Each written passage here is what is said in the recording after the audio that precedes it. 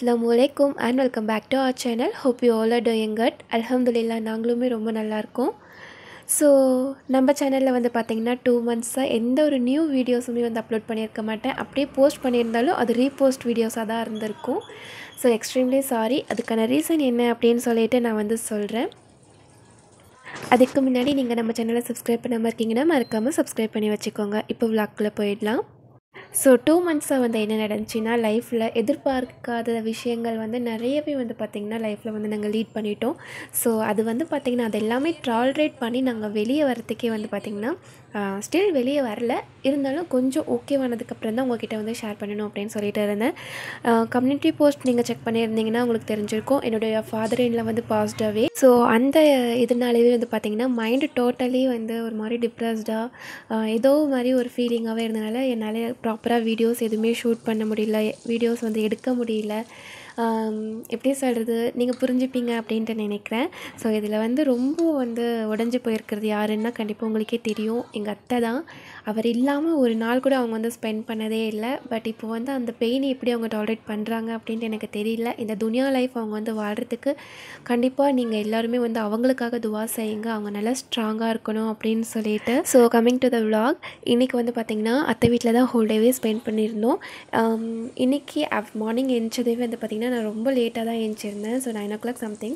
எழுந்திருக்கிறதுக்கு முன்னாடியே அத்தை வந்து ரைஸ் வச்சு தால் தடுக்காக அது எல்லாமே வந்து எல்லாமே ரெடி பண்ணி வச்சுருந்தாங்க.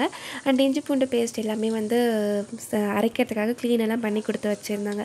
ஸோ நான் மார்னிங் ஏஞ்சி கொஞ்சமாக காஃபி மட்டும் போட்டு குடிச்சிட்டு பாப்பாவுக்கு பாலாத்தி கொடுத்துட்டு அதுக்கப்புறம் நாங்கள் வந்து எல்லோரும் சேர்ந்து இருந்தோம்னா கண்டிப்பாக லஞ்சு அப்புறம் பிரேக்ஃபாஸ்ட் டின்னர் அந்த மாதிரிலாம் இல்லை, எப்போ தோணுதோ அப்போ வந்து சமைச்சு சாப்பிட்ற கேரக்டர். ஸோ அந்த வகையில் இன்றைக்கி வந்து காலையில் பிளான் பண்ணி மதியம் லஞ்சுக்கு சமைக்கிற மாதிரி என்னென்ன சமைச்சிருந்தோன்னா, போட்டி குழம்பு, தால் தடுக்கா, ரைஸ், அதுக்கப்புறம் பிளட் ஃப்ரை.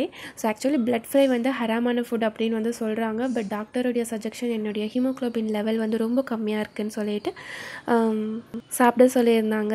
ஸோ அதுக்காக வந்து அதை தான் வந்து செஞ்சுருந்தோம். ஸோ அல்ஹம்துலில்லா ஒரு 11:30 பக்கமாக எல்லாருக்குமே கம்ப்ளீட் பண்ணிவிட்டு எல்லோருமே உட்காந்து சாப்பிட்டுட்டோம்.